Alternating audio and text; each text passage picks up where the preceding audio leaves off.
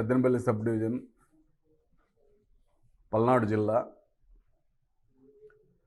ఈరోజు ఈ Nakarikallu police station పరిధిలో ఒక సెన్సేషనల్ మర్డర్ జరిగింది. దీనికి సంబంధించి అంటే డబుల్ మర్డరు. అయితే ఇది ఒక అక్క, అంటే సొంత అక్కే అన్నని తమ్ముడిని చంపడం జరిగింది. చంపడానికి కారణం మేము ఇప్పటి వరకు ఇన్వెస్టిగేషన్ చేసిన దాని ప్రకారం ఎస్టాబ్లిష్ అయింది ఏంటంటే, ఈ అక్యూజ్డ్ అండ్ డిసీజ్డ్ యొక్క నాన్న టీచర్గా పనిచేస్తూ రీసెంట్గా జనవరిలో చనిపోవడం జరిగింది. చనిపోయిన తర్వాత జనరల్గా వీళ్ళకి ఆశ కలిగింది, రిటైర్మెంటు, అదే డెత్ బెనిఫిట్స్, చనిపోయిన తర్వాత గవర్నమెంట్ ఎంప్లాయీకి వచ్చే బెనిఫిట్స్ సుమారు ఒక 60-70 లక్షల వరకు ఉన్నాయి అనేటువంటి ఆలోచన వాళ్ళకి వచ్చి, దాని మీద ఒకరికొకరు డిస్కస్ చేసుకొని పంచుకుందాం అని అడిగే క్రమంలో ఈ అమ్మాయి నాకు కూడా ఇవ్వండి షేరు, ఈ అమ్మాయి కూడా భర్త వదిలేసి ఉంది, సో నాకు ఇవ్వమని అన్న క్రమంలో ఈ అమ్మాయికి మేము ఇవ్వము, నీకు ఇచ్చే సమస్య లేదు, నీకెందుకు ఇస్తాము, మేమిద్దరం పంచుకుంటాం అన్న క్రమంలో గొడవలు స్టార్ట్ అయ్యి చివరికి వీళ్ళు ఒకరికొకరు ఈ అమ్మాయిని వాళ్ళిద్దరు కలిసి చంపడానికి ప్రయత్నాలు జరిగే క్రమంలో ఈ అమ్మాయికి ఆ విషయం మళ్ళీ వాళ్ళ తమ్ముడే బై నేమ్ దుర్గా, అతను అక్క నిన్ను ఎలాగైనా వేసేస్తాము అన్న, నేను కలిసి వేయాలనుకుంటున్నామని ఒకరోజు మందు దాగి చెప్పిన దాని మీద ఈ అమ్మాయికి ఆలోచన కలిగి, ఈ అమ్మాయి ఆల్రెడీ భర్తను వదిలేసి దాదాపు 2-3 సంవత్సరాల నుంచి వేరే ఈ ఏటు ఇతను వెనకున్నటువంటి అతను ఆ దానయ్య అనే అతన్ని పెట్టుకోవడం జరిగింది. పెట్టుకొని ఈ కుర్రోడు సహాయం కూడా తీసుకుంది ఆ అమ్మాయి. వీళ్ళిద్దరికి కూడా డిస్కషన్ జరిగితే, ఈ యాక్చువల్గా ఇతను నీకు రావయ్యి ఎందుకు అంటే, లేదు ఎట్టి పరిస్థితిలో నేను తీసుకోవాలి, వాళ్ళని చంపైనా తీసుకుంటాను, నువ్వు అడ్డం రావద్దు, నువ్వు నాకు సహాయం చేయించాలని చెప్పి వీళ్ళిద్దరి మధ్య ఒక వడంబడిక జరిగింది. దాని ప్రకారం ఈ అమ్మాయి ఎలాగో నన్ను చంపేస్తారు కదా, ఇంక వీళ్ళని చంపేయాలని మనసులో పెట్టుకొని పోయిన నెల 26వ తారీఖు నాడు వాళ్ళ తమ్ముడిని బాగా తాపించి ఈ యొక్క గోరంట్లోకి పోయే కాలువలో మెడకి చున్నీ వేసి లాగేసి, ఎవరితో లాగిందంటే ఈ అబ్బాయి ఇంకొక 2 మైనర్స్ ఉన్నారు పిల్లలు, ఆ పిల్లల సహాయం తీసుకొని చెరవ పక్క గట్టిగా లాగేసి చంపేసిన తర్వాత ఎలా తీసుకెళ్ళాలి అంటే, ఆ కాలువలో వేయడానికి వీళ్ళు చంపిన దానికి 1 కిలోమీటర్ 2 కిలోమీటర్ల దూరం ఉంది, ఎలా తీసుకెళ్ళాలనే దాని మీద ఈ అమ్మాయి ఉంచుకున్నటువంటి వ్యక్తి దానయ్య బండి ఉంది, మోటార్ సైకిల్, దానయ్యకి ఫోన్ చేసి, దానయ్య మోటార్ సైకిల్ కావాలంటే నీకు ఈ టైంలో అవసరమా అంటే పంపియానంటే అతను తీసుకొచ్చి బండి ఇచ్చి బండి మీద తీసుకెళ్ళి కాలువలో పడేసి వచ్చేసారు. అది ఏమైందంటే, ఆ కాలువలో వేసినటువంటి బాడీ కొంచెం దూరం ప్రయాణించిన తర్వాత అక్కడ బాగా జమ్ము అది బాగా పట్టుంది, చాలా ఎక్కువ పట్టుంది, దాని కిందకి వెళ్ళి బాడీ అక్కడే ఇరుక్కుపోయింది. సో అందువల్ల ఆ బాడీ ట్రేస్ కాలేదు, ఎవరికి బయట వాళ్ళకి ఎవరు చూసే పరిస్థితి లేదు. అదే టైంలో మా వాడు కనపడటం లేదని కంప్లైంట్ ఇచ్చేవాళ్ళు కూడా లేరు, ఎందుకంటే అతను అన్న యాక్చువల్గా మా పోలీస్ డిపార్ట్మెంట్లో కానిస్టేబుల్గా చేస్తూ ఉన్నాడు. అతను ప్రస్తుతం బొల్లాపల్లిలో చేస్తూ బాగా తాగుడికి అలవాటు అయిపోయి ఈ మధ్యకాలం అంతా మెడికల్ లీవ్లో ఉండి ఈ ఇష్యూస్లో ఉన్నారు. సో అతను కూడా మా తమ్ముడు ఏమయ్యాడని గత 26 నుంచి నిన్న ఆ కానిస్టేబుల్ని చంపేంత వరకు కూడా అతను కూడా కంప్లైంట్ చేయలేదు.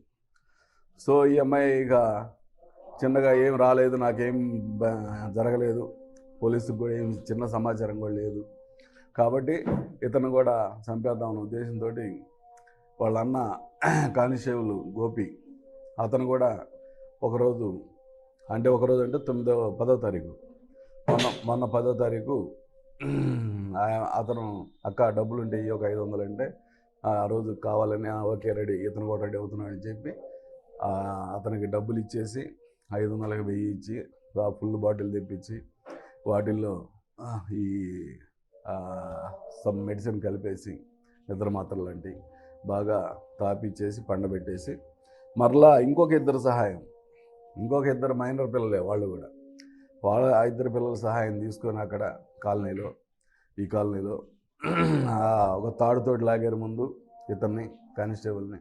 ఆ మెడ సరిగా అది తెగిపోయిందంట. మరలా చున్నీ, ఈ అమ్మాయి మెడలో ఉండే చున్నీతోటి మళ్ళీ లాగి అతను కూడా చనిపోయాడని కన్ఫర్మ్ చేసుకున్న తర్వాత ఆ బాడీని తీసుకొచ్చి ఈ మన మెయిన్ కాలువ ఉంది, నగరికల్ మెయిన్ కాలువ, ఆ మెయిన్ కాలువలోకి తీసుకెళ్ళి ఇటు సైడ్ లోపలికి తీసుకెళ్ళి సుమారు 1 కిలోమీటర్ అవతల ఎడ్జ్లో ఉండి పడేయడం జరిగింది. ఈ బాడీ చిన్నగా వెళ్ళి మా లిమిట్స్లోనే ముప్పాళ్ళ పోలీస్ స్టేషన్ పరిధిలో బాడీ ట్రేస్ అవ్వడం జరిగింది. లాకుల దగ్గర ఆగితే మా ముప్పాళ్ళ ఎస్ఐ గారు రీసెంట్గా 11వ తారీఖు కేసు కట్టడం జరిగింది ఈ బాడీ మీద. అది కూడా ఎవరు క్లెయిమ్ చేయలేదు, వీళ్ళకి ఎవరు లేరు, తండ్రి లేడు, తల్లి లేరు. సో వాళ్ళ బంధువులు ఎవరికోళ్ళగా ఉన్నారు. సో ఈ క్లెయిమింగ్ లేనందువల్ల ఆ బాడీ కూడా అన్క్లెయిమ్డ్ కింద మా ఎస్ఐ గారు 174 CRPC కింద కట్టి అది దర్యాప్తులో భాగంగా వెరిఫై చేస్తూ ఉన్న క్రమంలో ఈ యొక్క గోపి అనే కానిస్టేబుల్ ఆ బాడీ అని చెప్పి కన్ఫర్మ్ చేసుకున్న తర్వాత ఆ యొక్క కేసుని ఈ యొక్క మర్డర్కి కనెక్ట్ చేసి ఈరోజు వెరిఫై చేసిన తర్వాత నిన్న రాత్రి ఈ అమ్మాయిని, ఆ అమ్మాయి ఉంచుకున్నటువంటి వ్యక్తి దానయ్యని ఇద్దరిని అదుపులోకి తీసుకోవడం జరిగింది. అదేవిధంగా మిగతా పిల్లలిద్దరిని కూడా తీసుకొని అక్కడ ఈ కాలనీలో ఒక తాడుతోటి లాగారు ముందు ఇతన్ని, కానిస్టేబుల్ని. ఆ మెడ సరిగా అది తెగిపోయిందంట. మరలా చున్నీ, ఈ అమ్మాయి మెడలో ఉండే చున్నీతోటి మళ్ళీ లాగి అతను కూడా చనిపోయాడని కన్ఫర్మ్ చేసుకున్న తర్వాత ఆ బాడీని తీసుకొచ్చి ఈ మన మెయిన్ కాలువ ఉంది, నగరికల్ మెయిన్ కాలువ, ఆ మెయిన్ కాలువలోకి తీసుకెళ్ళి ఇటు సైడ్ లోపలికి తీసుకెళ్ళి సుమారు 1 కిలోమీటర్ అవతల ఎడ్జ్లో ఉండి పడేయడం జరిగింది. ఈ బాడీ చిన్నగా వెళ్ళి మా లిమిట్స్లోనే ముప్పాళ్ళ పోలీస్ స్టేషన్ పరిధిలో బాడీ ట్రేస్ అవ్వడం జరిగింది. లాకుల దగ్గర ఆగితే మా ముప్పాళ్ళ ఎస్ఐ గారు రీసెంట్గా 11వ తారీఖు కేసు కట్టడం జరిగింది ఈ బాడీ మీద. అది కూడా ఎవరు క్లెయిమ్ చేయలేదు, వీళ్ళకి ఎవరు లేరు, తండ్రి లేడు, తల్లి లేరు. సో వాళ్ళ బంధువులు ఎవరికోళ్ళగా ఉన్నారు. సో ఈ క్లెయిమింగ్ లేనందువల్ల ఆ బాడీ కూడా అన్క్లెయిమ్డ్ కింద మా ఎస్ఐ గారు 174 CRPC కింద కట్టి అది దర్యాప్తులో భాగంగా వెరిఫై చేస్తూ ఉన్న క్రమంలో ఈ యొక్క గోపి అనే కానిస్టేబుల్ ఆ బాడీ అని చెప్పి కన్ఫర్మ్ చేసుకున్న తర్వాత ఆ యొక్క కేసుని ఈ యొక్క మర్డర్కి కనెక్ట్ చేసి ఈరోజు వెరిఫై చేసిన తర్వాత నిన్న రాత్రి ఈ అమ్మాయిని, ఆ అమ్మాయి ఉంచుకున్నటువంటి వ్యక్తి దానయ్యని ఇద్దరిని అదుపులోకి తీసుకోవడం జరిగింది. అదేవిధంగా మిగతా పిల్లలిద్దరిని కూడా నలుగురిని కూడా ఆ దుర్గా విషయంలో పార్టిసిపేట్ చేసిన ఇద్దరిని, అలాగే ఈ గోపి విషయంలో పార్టిసిపేట్ చేసిన ఇద్దరిని, నలుగురిని కూడా అదుపులోకి తీసుకొని వాళ్ళు మైనర్స్ అయినందువల్ల మేము ప్రెస్ ముందుకు తీసుకురాలేకపోతున్నాం. నలుగురు మైనర్సే, 18 సంవత్సరాల లోపు ఉన్నారు, 16, 18 అట్లా ఉన్నారు. కానీ బాగా యాక్టివ్గా ఉన్నారు పిల్లలు. వాళ్ళని మభ్యపెట్టి మాయ చేసి ఆ అమ్మాయి రకరకాల ఆశలు చూపి, డబ్బే కాదు ఇంకొక వేరే విధంగా కూడా శారీరకంగా కూడా ఆశ చూపించి వాళ్ళని ఇందులోకి ఇన్వాల్వ్ చేసి ఈ అమ్మాయి చాలా క్రూరంగా సొంత అన్నని, సొంత తమ్ముడిని చంపేసింది కేవలం డబ్బు కోసమే. సో ఇదంతా దర్యాప్తులో మా ఎస్ఐ గారికి రాబడిన సమాచారం మేరకు ఆ అమ్మాయిని అదుపులోకి తీసుకొని మా సిఐ గారు, రూరల్ సిఐ గారు ఆధ్వర్యంలో పూర్తి స్థాయిలో దర్యాప్తు చేసి ఈరోజు ఉదయం ఆ అమ్మాయి ఉంచుకున్న అతన్ని, మైనర్స్ని అందరిని కూడా అరెస్ట్ చేయడం జరిగింది. ఈరోజు రిమాండ్కి పంపిస్తూ ఉన్నాము.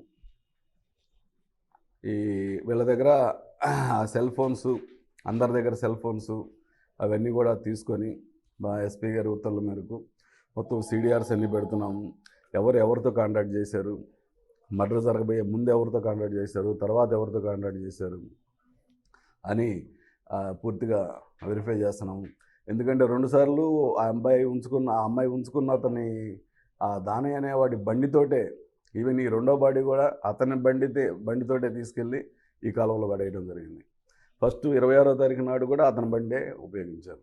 సో ఇతనికి తెలిసి పూర్తిగా సపోర్ట్ చేసి పోలీస్కి ఎలాంటి ఇన్ఫర్మేషన్ ఇవ్వాలి. ఈ దానయ్య చేసిన తప్పు ఏంటంటే ఫస్ట్ బండి అడిగి 26వ తారీఖు బండి తీసుకొని అతని బండి మీద మర్డర్ చేసిన వ్యక్తిని తీసుకెళ్ళేది తెలిసి కూడా పోలీసుకి సమాచారం ఇవ్వాలి.